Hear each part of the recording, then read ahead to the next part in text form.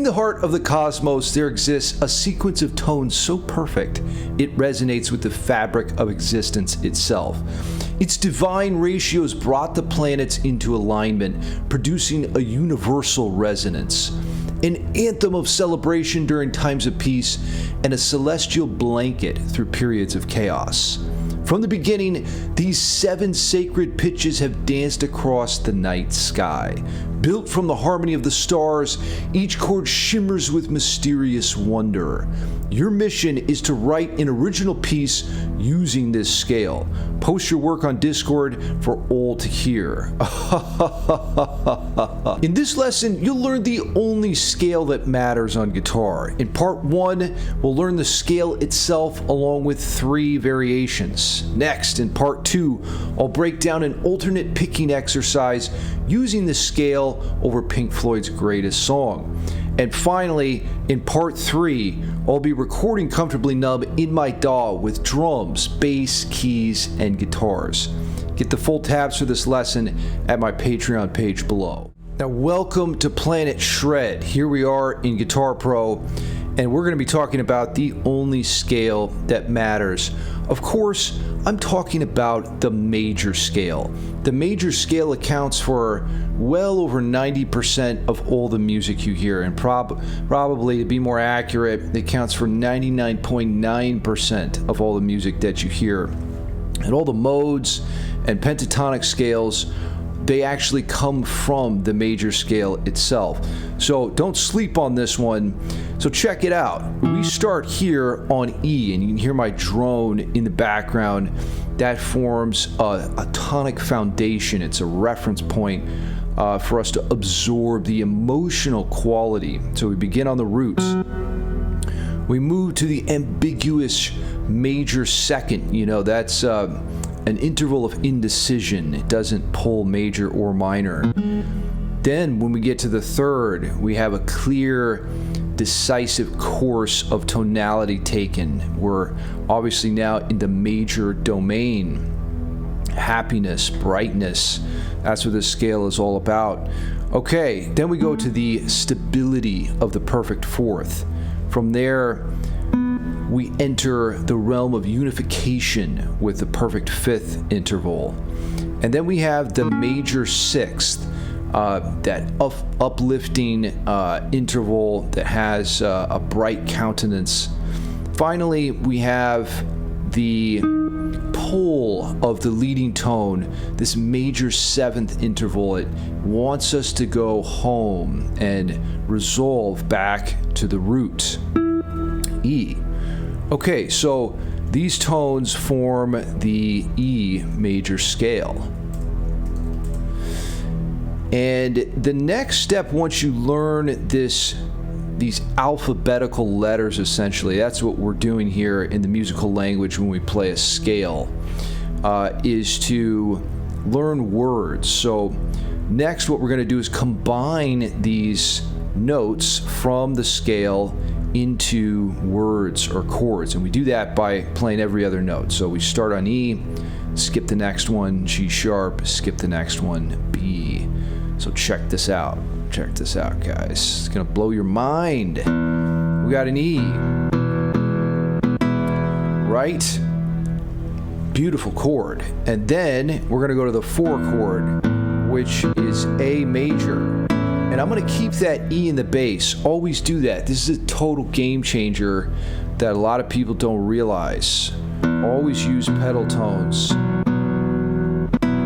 And then we have the 5 chord there, B, which stands for bitch, before we get back to the 1. So let's put in our chord symbols here. We got E, we got A, we got B, and finally back to E. These are together what form the chords of light. This brings light in the cosmos. When God said, "Let there be light," he played the chords of E major. I don't know if everyone knows that, but that's how it went. Now, what or how is this scale used in music, right? And there's actually a beautiful song by Joe Satriani called Always With Me, Always With You. And it's the perfect example of these chords in action and the scale itself. So you hear that 1 and the 4 and this piece of music, and essentially what's happening in the harmony there is we have our 1 chord B, and then we have our 4 chord, beautiful way to play a 4, and then the 5, F sharp, and the scale is B major. So it's B Ionian instead of E Ionian, which is what we learned earlier. And I just want to show you a couple of the musical ideas here. Oh my God, it's so delicious. So that's our basic figure. We're in 6/8 time here. Man, we got to get rid of that metronome for this. Okay, cool. Then what does it do? Yeah, it's that one, right? So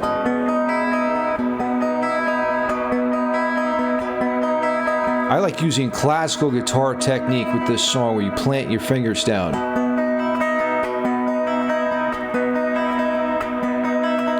Okay, and then we get to the 4 chord, which is this E major kind of sound. And then a beautiful, beautiful moment here when we get to the 5 chord. And the 5 chord is our point of tension. It creates this wonderful opportunity for harmonic release. But we have to build tension before we get that release. All right. And honestly, let's see. I feel like we need one more bar there, don't we? Because we need the resolution part in there. I think it comes down like this. Okay, let's see if we have this right, huh? So Joe Satriani's Always With Me, Always With You.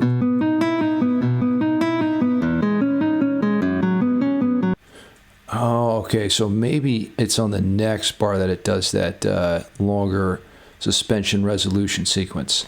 Okay, that makes sense because that's our 4-bar phrase right there. Now, I just want to briefly put the chords in here, which is B. And these are all kind of like a little bit more fancy than just your basic chords, but we're just going to do the main idea. And what I want you to see here is the pillars of harmony playing out for the major scale. So these are the chords of light that we discussed earlier, the 1. And then E is the 4, and F sharp is the 5. Now let's move into the 2nd scale. That's very important, and it comes from the major scale, essentially. And of course, I'm talking about the minor scale. So if you start on the 6th degree of the major scale, you get the minor scale. So let's say we're in E major, 1, 2, 3, 4, 5, 6. If you start on that degree and play the same notes, then you get the minor scale. But we're actually going to begin on the same tone as before, E, just so that we can understand this, starting on the same pitch, and it becomes more clear how the intervals change. So I'm actually going to turn on my drone here again. Okay, good. Now we're ready. This allows us to absorb the vibe. So we have our starting pitch E, up to the ambiguous, undecisive 2nd, the melancholy of the 3rd, jump up to the stability of the 4th degree, and the unification of the 5th. And then we have the very sorrowful minor 6th degree, and we have the introspection and wisdom of the minor 7th before returning back home to the root. So this gives us the E minor scale. And the chords that we form, we take the letters essentially and make words from this scale, and those are the chords. And these chords, we'll call these, shall we call them the chords of melancholy? I think we shall. So we'll go with an E minor chord here to begin, and then we head to the flat 6 scale degree, which is absolutely beautiful, C. Then we're going to go up to this D chord. Oh man, that's just heavenly, before returning back home. Okay, so these are the chords of melancholy, and they are E minor, C, D, and back to E minor. So the musical example I want to use for this scale is Ozzy Osbourne's Crazy Train.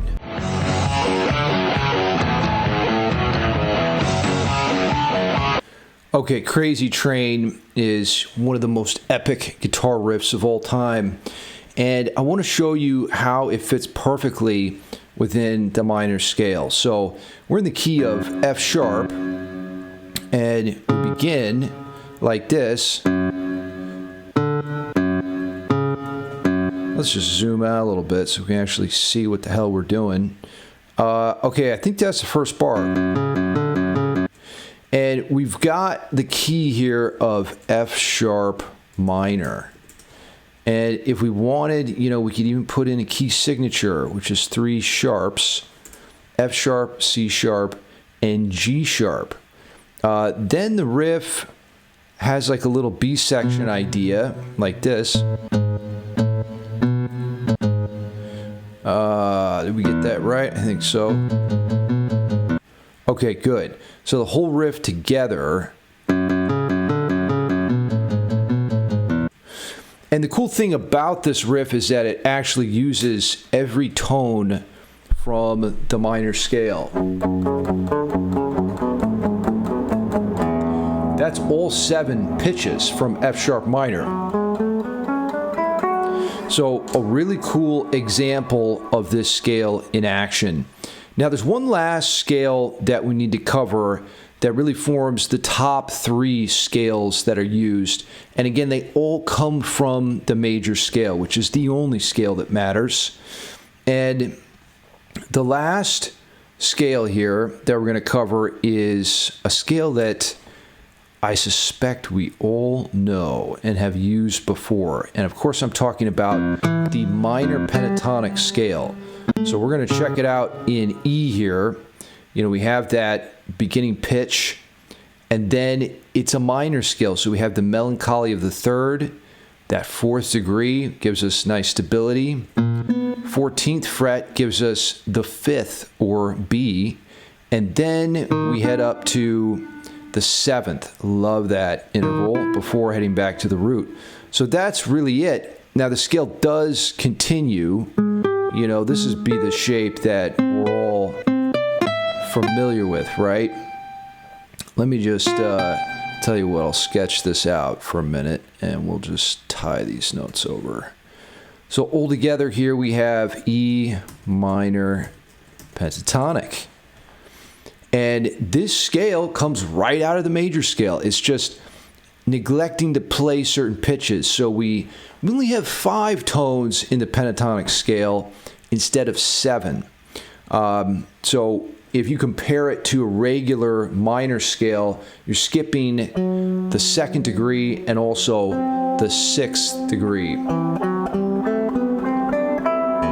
So if that, was our minor scale, we're just saying, okay, we're not going to play that 2nd. Go straight to the 3rd, 4th, the 5th, 7th, and root.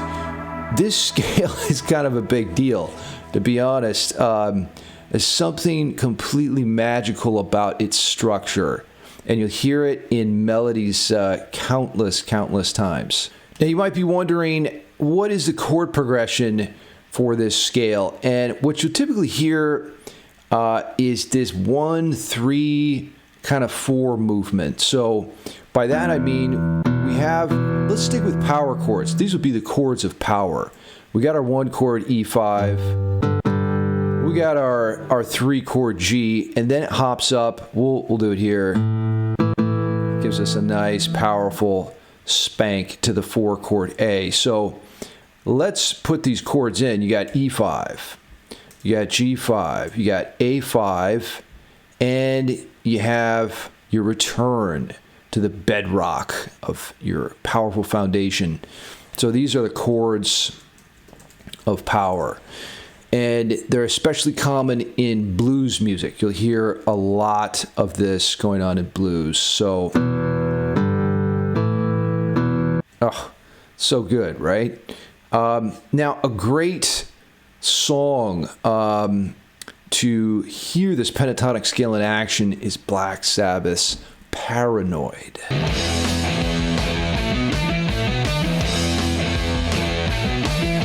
So there's that iconic riff that Tony Iommi came up with, and if you want to learn it, this is how it goes right here. So it has this hammer-on cool sound. Actually, yeah, those hammer-ons too. So beautiful line. Now, let's get to an alternate picking exercise that you can use to practice this major scale and the minor scale, and hell, even some pentatonics.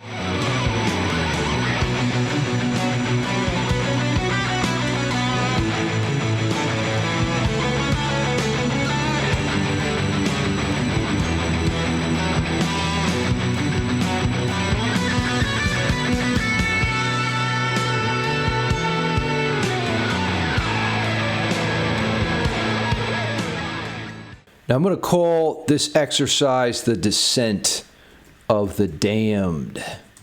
And just imagine Lucifer being dragged down to hell from heaven. You know, he's been kicked out of the celestial realms. God's like, I've had enough. And this progression lowers every time. You know, it goes from B minor down to A, down to G, down to E. It just keeps sinking into the depths. And so I thought that was kind of a cool way to think about this, the descent of the damned. And all you're going to be doing here is alternate picking, so down and up strokes. Okay? And our subdivision is 6 notes per beat because it's so slow. The tempo is 63 beats per minute. And you have basically a sequence here that's going to outline a B minor arpeggio. And of course, we're using technically the D major scale, which is that only scale that matters. So if you think about that as like your overarching umbrella of this tonal universe. So you can see here we have a B, some B pitches, we got a D, and look at this, we got an F sharp. So B, D, and F sharp spells B minor. So here's the B minor chord that we're using on that first bar. So whenever you're playing lead guitar, I like to call it follow guitar because you're actually following the chords. So outline those chord tones. That's what that means, is to play the specific pitches in the chord that the band is playing. So from there, we basically go up an octave and we have this beautiful run. There's a lot of passing tones in there, but it's all coming back again to that B, the D, and the F sharp as our primary tones. Now we move to the second bar. Again, the goal here is to make sure that we have a connection with what the band is doing. That's why I call it follow instead of lead guitar, because you're really trying to accentuate and bring out what that band is doing on a higher level. So we have an A chord for this bar, and an A chord is spelled A, C sharp, and E. So here's our A. So if you just take the triad itself A, C sharp, and E.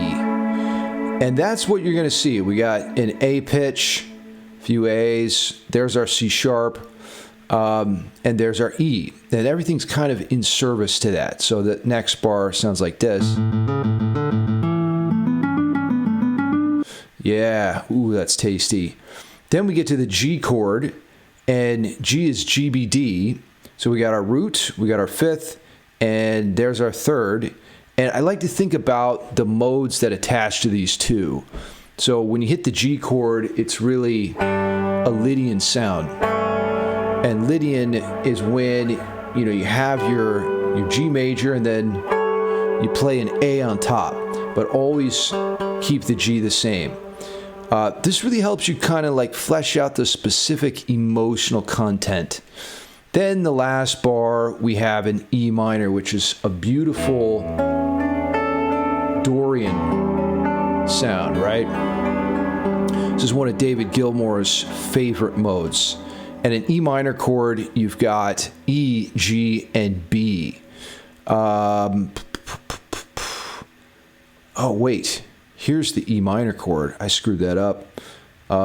It's a good thing I found that. So the harmonic rhythm changes here. It's just 2 beats on the G and then 2 beats on the E minor. And then actually we're going back to B minor. So let me fix that. And so that's the drill there. Beautiful exercise that you can use to work on your alternate picking chops, but it also has a very musical end to it. This final segment, we're going to jump in the DAW and get real. It's time to record Comfortably Numb. We're going to use basic tracks, drums, bass, and I think we'll even throw in some keys. After that, of course, we'll be recording the greatest instrument of all time, the electric guitar. Now, here we are in Logic Pro, and the first thing we're going to need to do when we record is get a drum track going. So let me just cue up I've just got my guitar interface going there. Now, we're back here in Logic. Let's put a sequence object in the arrange window.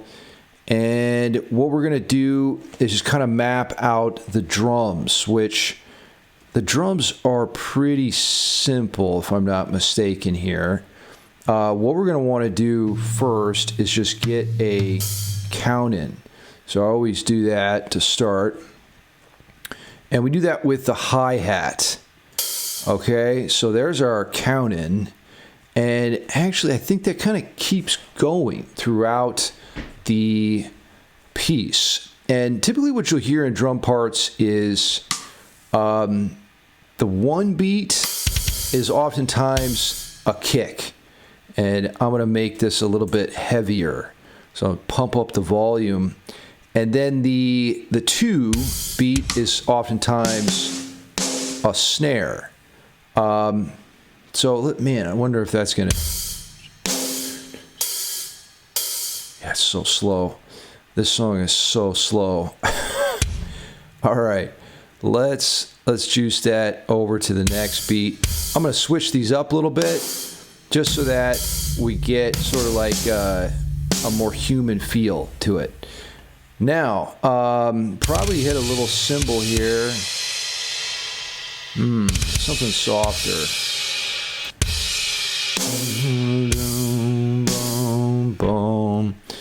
Can you hear it? Okay. Now we're gonna go back to this hi-hat there, and basically that's gonna be like our beat. So I'm gonna move that over a few bars. Let's see, how many bars do we need? We need the B minor down to the A, right? Yeah, then back to B minor.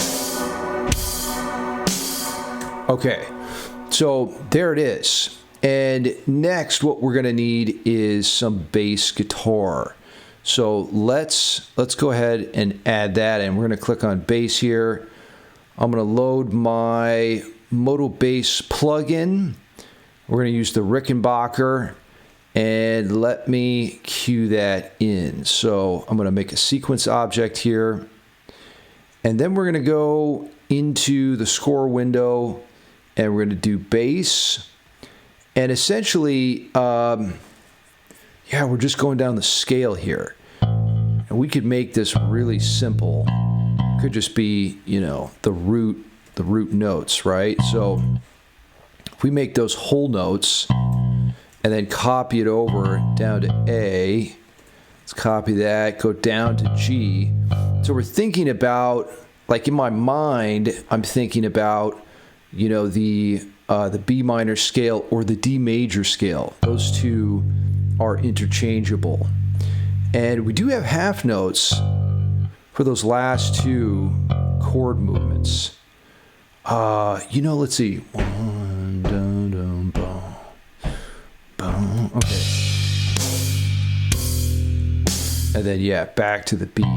You know what? Let's do an extra heavy B on this last one, because that'd be fun. So we'll do like some octave Bs. Ooh, super heavy. All right, nice. Next, I'll tell you what would be fun to do is add some keyboards and whatnot. What should we do for that? Let's try this one here. Okay, we'll try out the Dust World Sweep. And this is where things get fun, because now we can sort of flesh out the harmony. The harmony is so good. And I'm not going to go too nuts here. Should I just do dyads? We could just do 2-note chords. And if I go up here to oh, come on now. Oh, this is weird. I'm in the wrong clef. I was like, something's not making sense. Here we go. Let's get in the treble clef. So what I want is the root, which is going to be B, and then I want an F sharp. You want to go that high? Yeah. Okay, so I'm going to have that as basically a power chord, right? This is also good orchestration practice, by the way. This is how you learn how to orchestrate. Because when we go to the next chord here, the goal is to move as little as possible. So I'm going to come up and do like a contrary motion collapse here. So we have...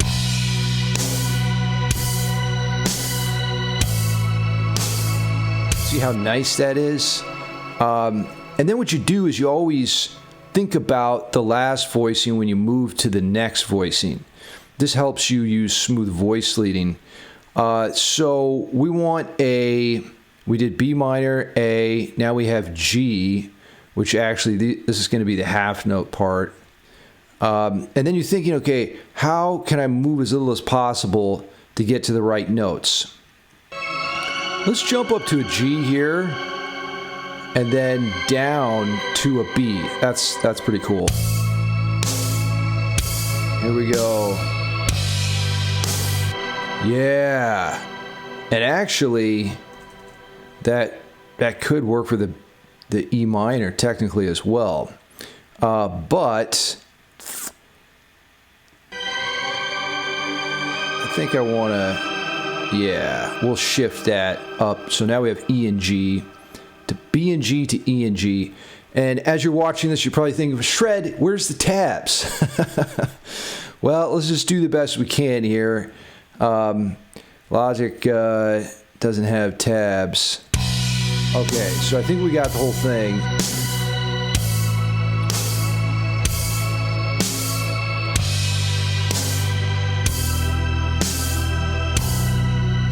Ooh, that's kind of fun, huh?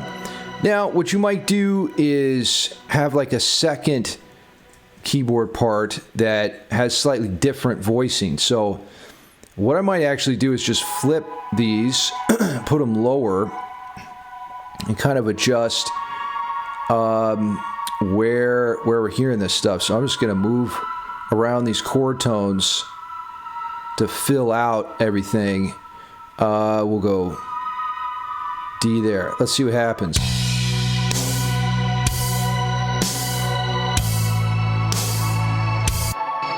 I'm just isolating the keys.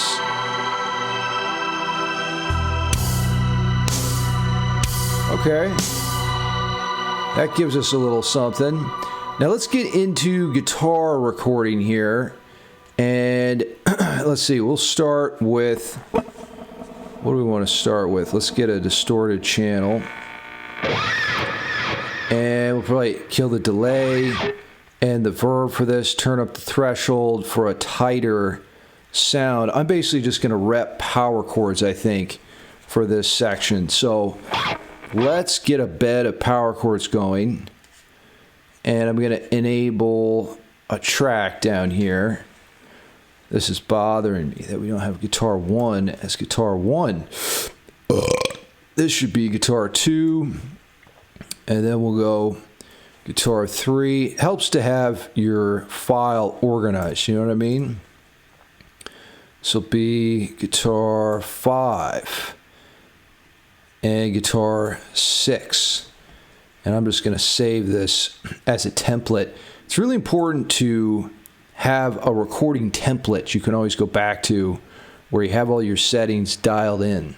Okay, so let's record our power chords for the Comfortably Numb track. Here we go.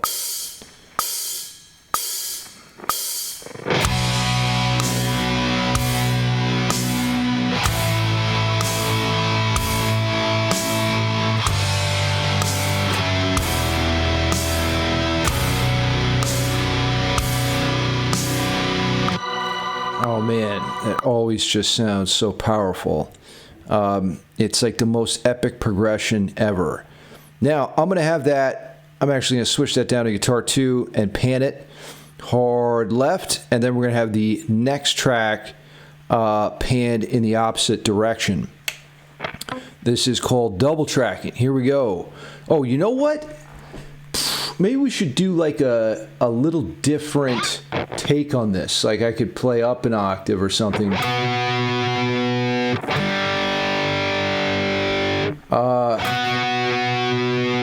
come on. There we go. Gibsons are very challenging to keep in tune. So I could go up an octave. That would be fun. I could even, well, hell, we'll try a few different things here because I got a lot of ideas. Let's do the up an octave idea. Ready? Oh, you know what I forgot to do? Shit. We're going to have to redo this part. And this is actually important because otherwise you get latency. So if you're recording in Logic, go up here to low latency mode under record. And that's going to make everything a lot tighter. I know a lot of people struggle to find that option there. So, all right, let's re-record with our latency dialed in.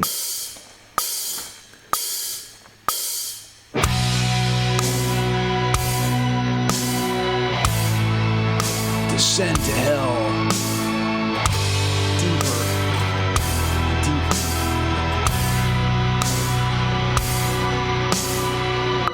Yeah, all the way to Hades. Okay, now let's try the new idea.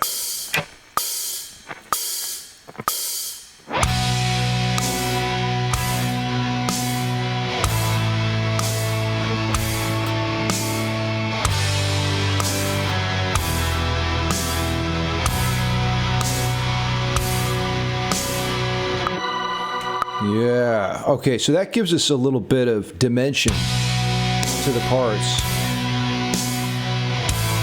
Oh.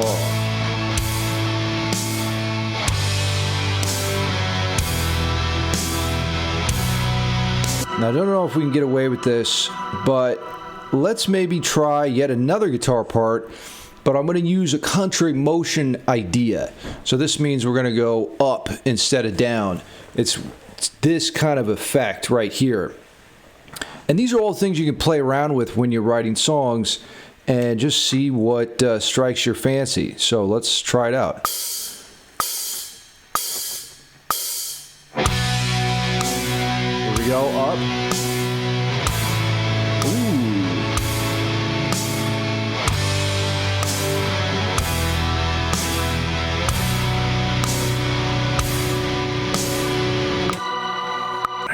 It's pretty nice, actually. Oh, that's my favorite part.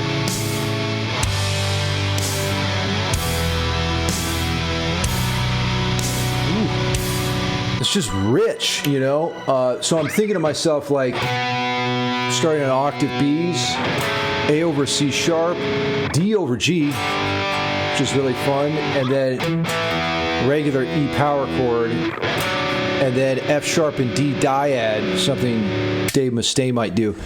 But that is a really cool way to create more of like a sophisticated voice leading effect in your music. And honestly, it gives you the feels, bro. Now, your homework will be to write 30 seconds of music using the only scale that matters. Now, that means you have 3 different options there. You could be using the minor scale, or you could be using the pentatonic scale, or the major scale. I'll leave that up to you. Now, since we're working on scales, I would like you also to get some reps on musictheory.net. And this is a way to quiz your knowledge. I'll show you this in a second. The very powerful website. But have fun with that 30 seconds of original music posted in the Discord chat on Tuesday before class. Okay, so just really quickly want to show you this is an addicting game you can play. Head on over to musictheory.net, and we're doing scales today. So you can click on scales and see if you can identify these. Now this one here, I see it starts on C and there's 2 flats. So using my power of key signatures, I'm going to say it has to be C minor because we got that flat third. And then we have this raised 7th. So it looks like harmonic minor. Cool. I guess maybe all these start on C. So here we've got the 7th flat at B flat. So that's just going to be regular natural minor. We'll do one more. This one is, we've got a raised 6th degree right there and a flat 7 and a minor 3rd. So that's got to be Dorian. Now, the other way you can quiz yourself is through the aural, not oral, but aural capacity. So I mean your ears. So head on down here to scale ear training. Okay, hold on a minute. We need to... Okay.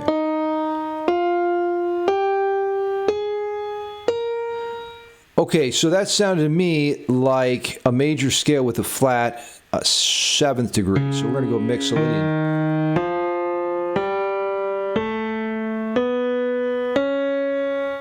Okay, that one had like all whole steps in it, so it sounds like whole tone.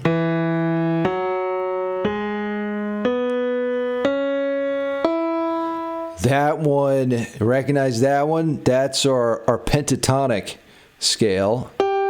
Okay, let's do one more.